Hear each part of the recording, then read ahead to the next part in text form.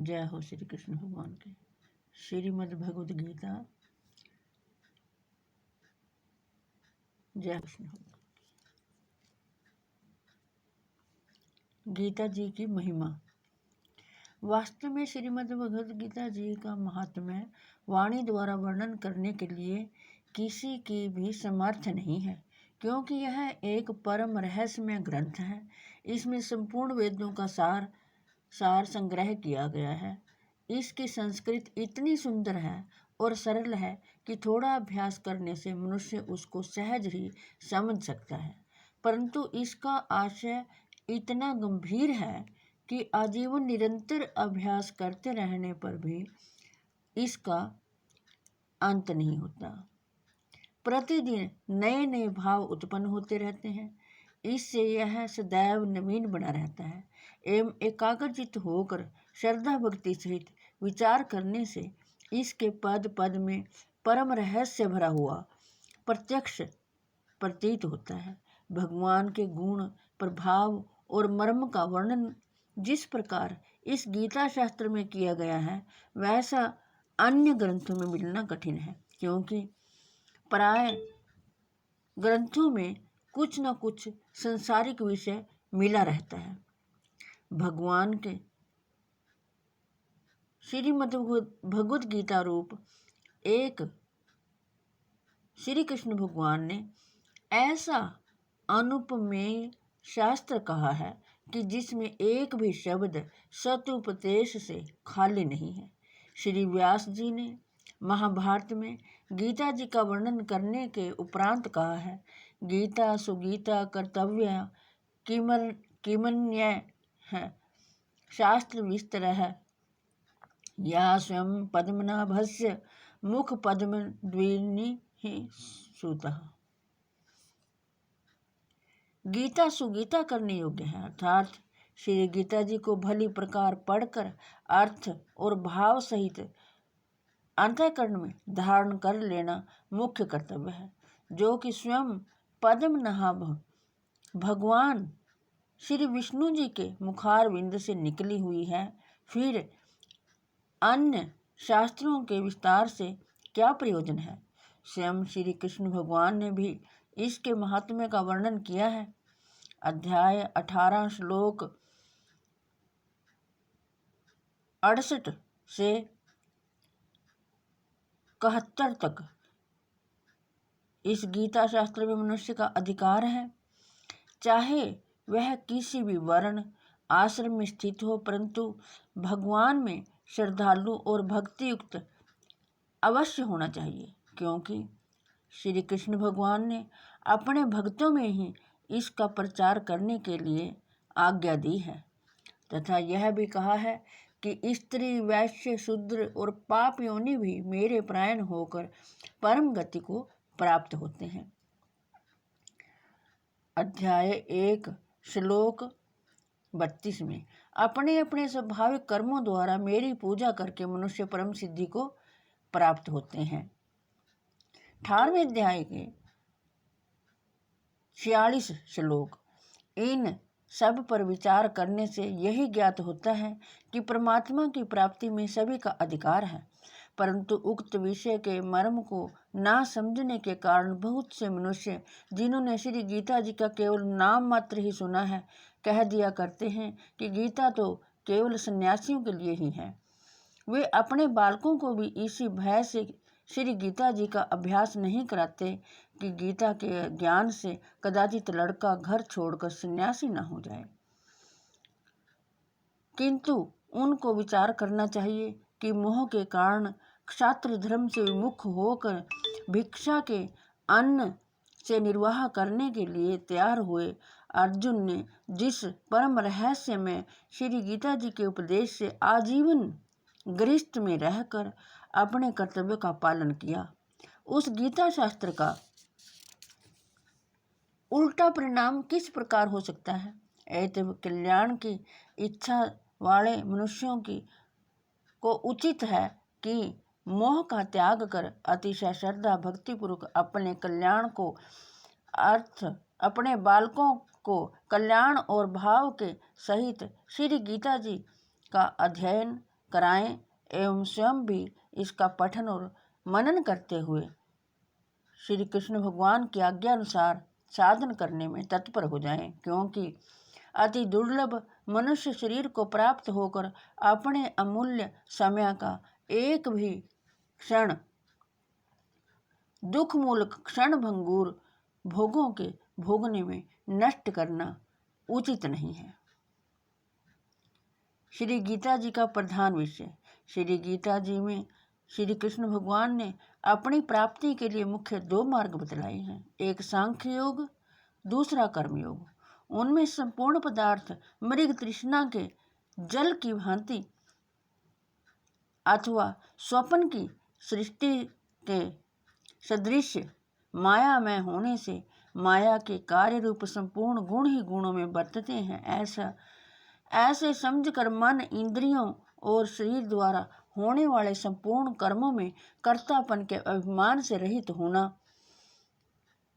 अध्याय 5वें में श्लोक 8 और 9 तक तथा सर्वव्यापी सच्चिदानंद घन परमात्मा के स्वरूप में एक ही भाव से नित्य स्थित रहते हुए एक सच्चिदानंद घन वासुदेव के सिवाय अन्य किसी के भी होने का भाव न रहना, यह तो सांख्य योग का साधन है।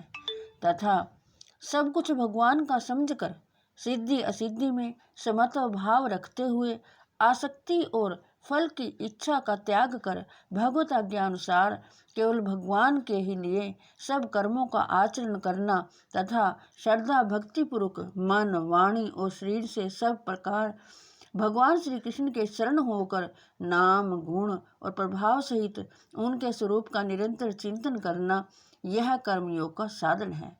उक्त दोनों साधनों का परिणाम एक होने के कारण वे वास्तव में अभिन्न माने गए हैं, परंतु साधन काल में अधिकारी भेद से दोनों का भेद होने के कारण दोनों मार्ग भिन्न भिन्न बतलाए गए हैं। इसलिए एक पुरुष दोनों मार्गों द्वारा एक काल में नहीं चल सकता। जैसे श्री गंगा जी पर जाने के लिए 2 मार्ग होते हुए भी एक मनुष्य दोनों मार्गों द्वारा एक काल में नहीं जा सकता, उक्त साधनों में कर्म योग का साधन संन्यास आश्रम में नहीं बन सकता, क्योंकि संन्यास आश्रम में कर्मों का स्वरूप से ही त्याग कहा गया है। और सांख्य योग का साधन सभी आश्रमों में बन सकता है। यदि कहो कि सांख्य योग को भगवान ने संन्यास के नाम से कहा है, इसलिए उसका संन्यास आश्रम में ही अधिकार है, गृहस्थ में नहीं, तो यह कहना ठीक नहीं है, क्योंकि दूसरे अध्याय में श्लोक 11 से 30 तक जो सांख्य निष्ठा का उपदेश किया गया है, उसके अनुसार भी श्री कृष्ण भगवान ने जगह जगह पर अर्जुन को युद्ध करने की योग्यता दिखाई है।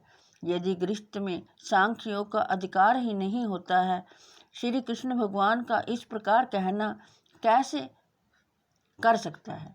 हाँ, इतनी विशेषता अवश्य है कि सांख्य मार्ग का अधिकारी देहाभिमान से रहित होना चाहिए, क्योंकि जब तक शरीर में अहम भाव रहता है तब तक सांख्य योग का साधन भली प्रकार समझ में नहीं आता। इसी से भगवान ने सांख्य योग को कठिन बतलाया है। अध्याय 5 श्लोक 6 तथा कर्म योग साधन में सुगम होने के कारण अर्जुन के प्रति जगह जगह कहा है कि तू निरंतर मेरा चिंतन करता हुआ कर्म योग का आचरण कर। श्री विष्णु भगवान का ध्यान। शांताकारं भुजगशयनं पद्मनाभं सुरेशं विश्वाधारं गगनसदृशं मेघवर्णं शुभांगं लक्ष्मीकान्तं कमलनयनं योगिभिद्यानगम्यं वन्दे विष्णु भवभयहरं सर्वलोकैकनाथं। जिनकी आकृति अतिशय शांत है, जो शेष नाग की शैया पर शयन किए हुए हैं, जिनकी नाभि में कमल है, जो देवताओं के भी ईश्वर और संपूर्ण जगत के आधार हैं, जो आकाश के सदृश सर्वत्र व्याप्त है, नील मेघ के समान जिनका वर्ण है, अतिशय सुंदर जिनके संपूर्ण अंग हैं, जो योगियों द्वारा ध्यान करके प्राप्त किए जाते हैं, जो संपूर्ण लोकों के स्वामी हैं, जो जन्म मरण रूप भय का नाश करने वाले हैं, ऐसे लक्ष्मीपति कमल नेत्र भगवान श्री विष्णु को मैं सिर से प्रणाम करता हूँ। यं ब्रह्मा वरुणेन्द्र रुद्रमृतः स्तुवन्ति दिव्यैस्त्वैर्वेदैः साङ्गपदैः कर्मोपनिषदैर्गायन्ति यं सामगाः। ध्यानास्ति तद्गतेन मनसा पश्यन्ति यं योगिनो यस्यान्तं न विदुः सुरासुरगणाः देवाय तस्मै नमः। ब्रह्मा वरुण इंद्र रुद्र और मरुदगण दिव्य स्तोत्रों द्वारा जिनकी स्तुति करते हैं, सामवेद के गाने वाले, अंग पद कर्म और उपनिषदों के सहित वेदों द्वारा जिनका गायन करते हैं, योगी जन ध्यान में स्थित तद्गत हुए मन से जिनका दर्शन करते हैं, देवता और असुरगण भी जिनके अंत को नहीं जानते, उन परम पुरुष नारायण देव के लिए मेरा नमस्कार हो। ओम श्री परमात्मने नमः। गीता शास्त्रमिदं पुण्यं यः पठेत प्रत्ययः। गीता शास्त्रमिदं पुण्यं यः पठेत प्रयतः पुमान् विष्णु पदम् आप्नोति भयशोकादिवर्जितः। गीताध्ययनशीलस्य प्राणायाम परस्य च नैव सन्ति हि पापानि पूर्वजन्म कृतानि च। मलनिर्मोचनं पुंसां जलस्नानं दिने दिने सकृद्गीताम्भसि स्नानं संसारमलनाशनम्। गीता सुगीता कर्तव्या किमन्यः शास्त्रविस्तरः। या स्वं पद्मनाभस्य मुखपद्माद्विनिः श्रिता भारतामृत सर्वस्वं विष्णोर्वक्त्राद्विनिः श्रितम्। गीता संगोदकं पीत्वा पुनर्जन्म न विद्यते।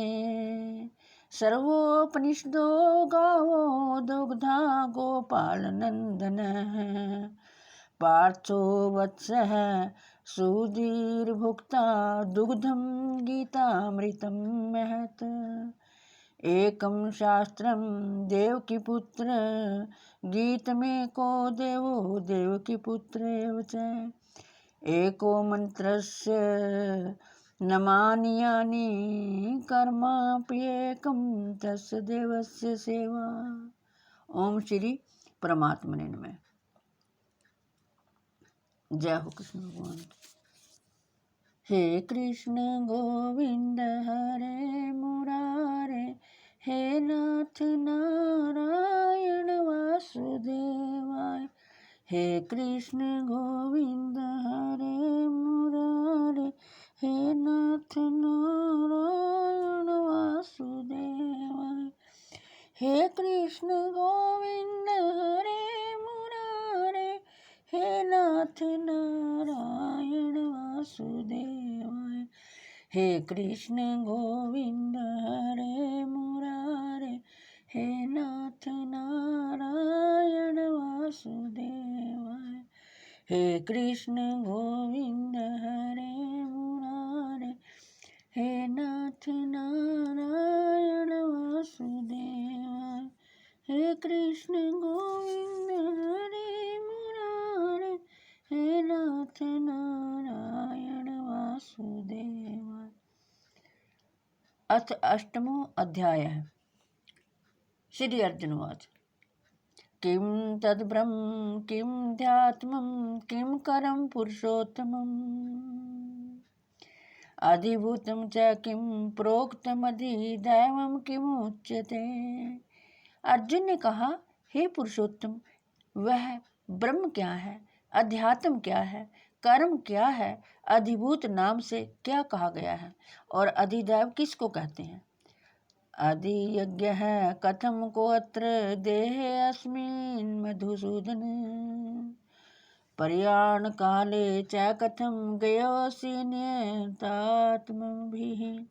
हे मधुसूदन, यहाँ अधियज्ञ कौन है और वह इस शरीर में कैसे है तथा युक्त चित्त वाले पुरुषों द्वारा अंत समय में आप किस प्रकार जानने में आते हैं। श्री कृष्ण भगवान। श्री भगवान वाच अक्षरम ब्रह्म परमं स्वभावो अध्यात्म उच्यते, भूत भावोद्भव करो विसर्ग है कर्म संगीत है। श्री कृष्ण भगवान ने कहा, परम अक्षर ब्रह्म है, अपना स्वरूप अर्थात जीवात्मा अध्यात्म नाम से कहा जाता है तथा भूतों के भाव को उत्पन्न करने वाला जो त्याग है वह कर्म नाम से कहा गया है। अधिभूतम क्षरो भाव है पुरुषश्चाधिदैवतम, अधियज्ञो अहमेवात्र देहे देवृताम्र। उत्पत्ति विनाश धर्म वाले सब पदार्थ अधिभूत हैं। हिरण्यमय पुरुष अधिदैव है और हे देहधारियों में श्रेष्ठ अर्जुन, इस शरीर में मैं वासुदेव ही अंतर्यामी रूप से अधियज्ञ हूँ। अंतकाले च मामेव स्मरन् मुक्त्वा कलेवरम्, यह प्रयाति समद्भावं याति नास्ति संशय है। जो पुरुष अंतकाल में भी मुझको ही सिमरण करता हुआ शरीर को त्याग कर जाता है वह मेरे साक्षात स्वरूप को प्राप्त होता है, इसमें कुछ भी संशय नहीं है। यम यम वापि स्मरन् भावं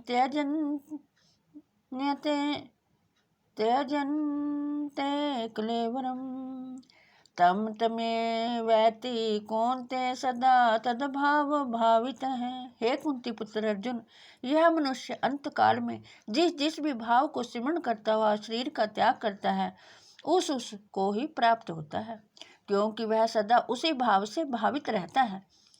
तस्मात् सर्वेषु कालेषु मामनुस्मरयुध्यते, मज्जर्पित मनोबुद्धिर्मामेवैष्य संशयम्। इसलिए हे अर्जुन, तू सब समय में निरंतर मेरा सिमरण कर और युद्ध भी कर। इस प्रकार मुझ में अर्पण किए हुए मन बुद्धि से युक्त होकर तू निस्संदेह मुझको ही प्राप्त होगा। अभ्यास योगेन युक्तेन चेतसा नान्यगामिना, परमं पुरुषं दिव्यं याति पार्थानुचिन्तयन्।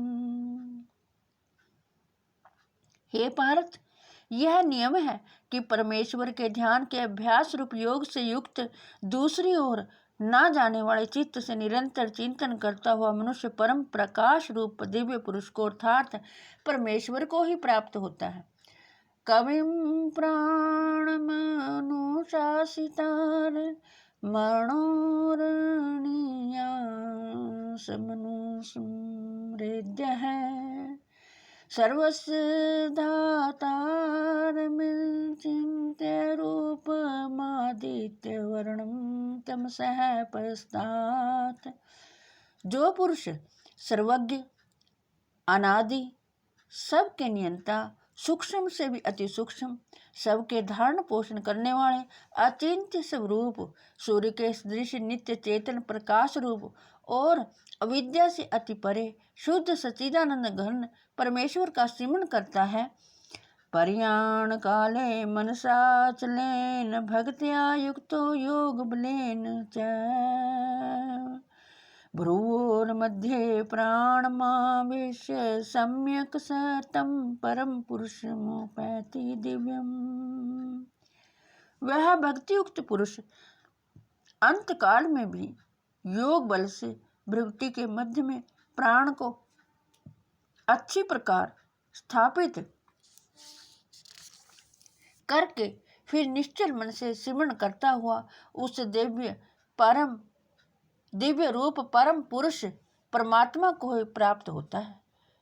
यदक्षरम वेदविदो वदन्ति विशन्ति यद्यतयो वीतरागः यदि छन्तो ब्रह्मचर्यं चरन्ति तते पदं संग्रहेण प्रवक्ष्ये। वेद के जानने वाले विद्वान जिस सच्चिदानंद घन रूप परम पद को अविनाशी कहते हैं, आसक्ति रहित यतनशील सन्यासी महात्मा जन जिसमें प्रवेश करते हैं और जिस परम पद को चाहने वाले ब्रह्मचारी लोग ब्रह्मचर्य का आचरण करते हैं, उस परम पद को मैं तेरे लिए संक्षेप से कहूँगा। सर्वद्वाराणि संयमय मनोहृदि निरुध्य च मूढनर्याधायात्मनः प्राणमास्थितो योगधारणाम्। ओमीत्येकाक्षरं ब्रह्म व्याहरन् मामनुस्मरन् यः प्रयाति त्यजन् देहं स याति परमां गतिम्। सब इंद्रियों के द्वारों को रोककर तथा मन को हृदय में स्थिर करके फिर उस जीते हुए मन के द्वारा प्राण को मस्तक में स्थापित करके परमात्मा संबंधी योग धारणा में स्थित होकर जो पुरुष ओम इस एक अक्षर ब्रह्म को उच्चारण करता हुआ और उसके अर्थ स्वरूप मुझ निर्गुण ब्रह्म का चिंतन करता हुआ शरीर को त्याग कर जाता है, वह पुरुष परम गति को प्राप्त हो जाता है। अनन्य चेतः सततं यो मां स्मरति नित्यशः तस्याहं सुलभः पार्थ नित्ययुक्तस्य योगिनः। हे अर्जुन, जो पुरुष मुझ में अनन्य चित्त होकर सदा ही निरंतर मुझ पुरुषोत्तम को स्मरण करता है, उस नित्य निरंतर मुझ में युक्त हुए योगी के लिए मैं सुलभ हूँ, अर्थात उसे सहज ही प्राप्त हो जाता हूँ। मामुपेत्य पुनर्जन्म दुःखालयं शाश्वतम् नाप्नुवन्ति महात्मनः संसिद्धिं परमां गतः। परम सिद्धि को प्राप्त महात्मा जन मुझ को प्राप्त होकर दुखों के घर एवं क्षण भंगुर पुनर्जन्म को नहीं प्राप्त होते। अब्रहं भुवनाल्लोकः पुनरावर्तितोऽर्जुन मामुपेत्य तु कौन्तेय पुनर्जन्म न विद्यते। हे अर्जुन, ब्रह्मलोक पर्यंत सब लोग पुनरावर्ती हैं, परंतु हे कुंती पुत्र, मुझको प्राप्त होकर पुनर्जन्म नहीं होता, क्योंकि मैं कालातीत हूँ और ये सब ब्रह्मा आदि के लोक काल के द्वारा सीमित होने से अनित्य हैं। सहस्रयुग पर्यंत महरद ब्रह्मणो विदुः रात्रियुग सहस्रांता ते ओहो रात्रिविदो जनः। ब्रह्मा का जो एक दिन है उसको 1000 चतुर्युगी तक की अवधि वाला और रात्रि को भी 1000 चतुर्युगी तक की अवधि वाली जो पुरुष तत्व से जानते हैं, वे योगी जन काल के तत्व को जानने वाले हैं। अब अव्यक्तादव्यक्तः अव्यक्तादव्यक्तयः सर्वः प्रभवन्ति हरागमे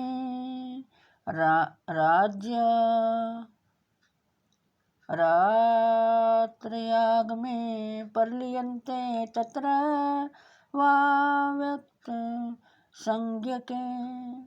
संपूर्ण चराचर भूतगण ब्रह्मा के दिन के प्रवेश काल में अव्यक्त से अर्थात ब्रह्मा के सूक्ष्म शरीर से उत्पन्न होते हैं और ब्रह्मा की रात्रि के प्रवेश काल में उस अव्यक्त नामक ब्रह्मा के सूक्ष्म शरीर में ही लीन हो जाते हैं। भूतग्राम है स एवायं भूत्वा भूत्वा परलीयते रात्र्यागमे वशः पार्थ प्रभवत्यहरागमे। हे पार्थ, वही यह भूत समुदाय उत्पन्न होकर प्रकृति के वश में हुआ रात्रि के प्रवेश काल में लीन होता है और दिन के प्रवेश काल में फिर उत्पन्न होता है। परस्तस्मातु भावो अन्यो अव्यक्तो अव्यक्तात् सनातनः। यः स सर्वेषु भूतेषु नश्यतसु न विनश्यति। उस अव्यक्त से भी अति परे दूसरा अर्थात विलक्षण जो सनातन अव्यक्त भाव है, वह परम दिव्य पुरुष सब भूतों के नष्ट होने पर भी नष्ट नहीं होता।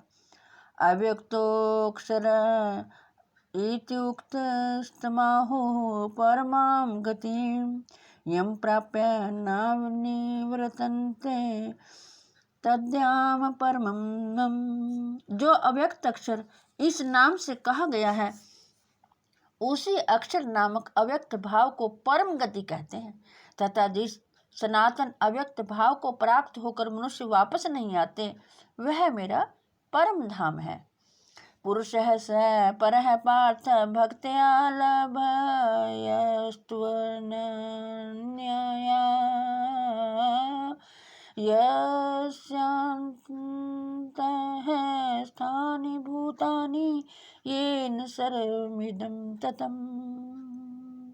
हे पार्थ, जिस परमात्मा के अंतर्गत सर्वभूत हैं और जिस सच्चिदानंद घन परमात्मा से यह समस्त जगत परिपूर्ण है, वह सनातन अव्यक्त परम पुरुष तो अनन्य भक्ति से ही प्राप्त होने योग्य है।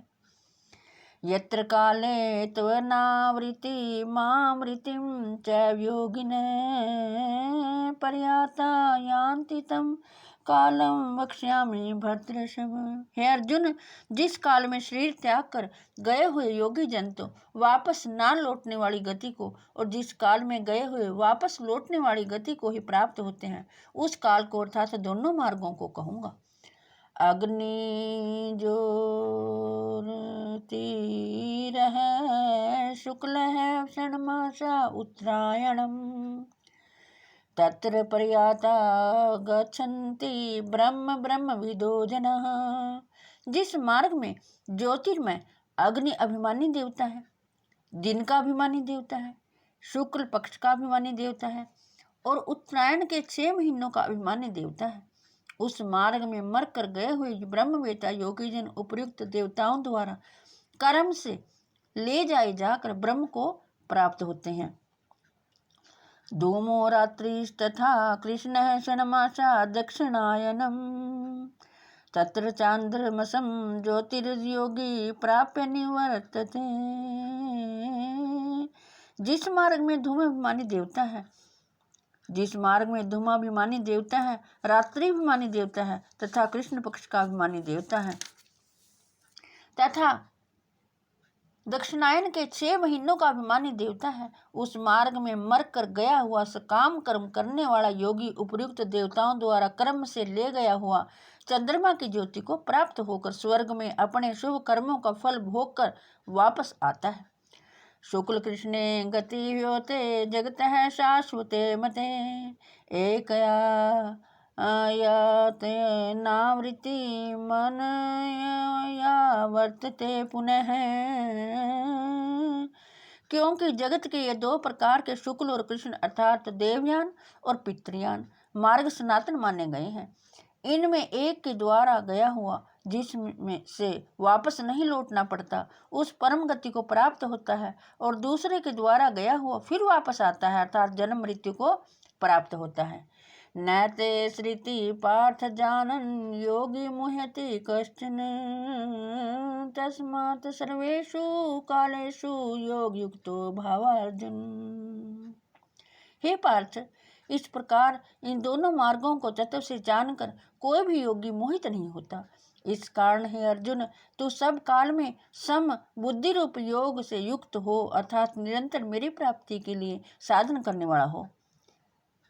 वेदेषु यज्ञेषु तपःसु च दानेषु यत् पुण्यफलं परदिष्टम् अत्येति तत् सर्वमिदं विदित्वा योगी परमं स्थानमुपैति चाद्यम्।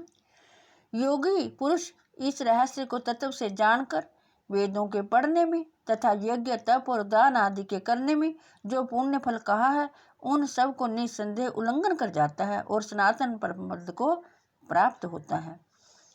ओम तत्सदिति। श्रीमद्भगवद गीता उपनिषदो ब्रह्म विद्यायाम योग शास्त्रे श्री कृष्णोर्जुन संवादे अक्षर ब्रह्म योगो नाम अष्टमोध्याय समाप्तम। जय हो कृष्ण भगवान की।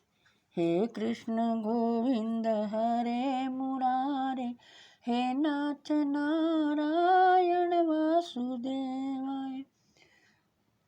आप सब बहुत ज्ञानी जन, प्रबुद्ध, सभी ग्रंथों वेदों शास्त्रों के जानने वाले हैं, इसलिए मुझ गंवार से जो गलती हो गई हो उसको क्षमा करना, मुझे दीन जानकर क्षमा करना। हे प्रभु कृष्ण भगवान, तू ही कर्ण करावणहार है, तू ही दाता है। हे मेरे दाता, सबका कल्याण करना, सबको धन धान्य से परिपूर्ण करना। जय हो कृष्ण भगवान की।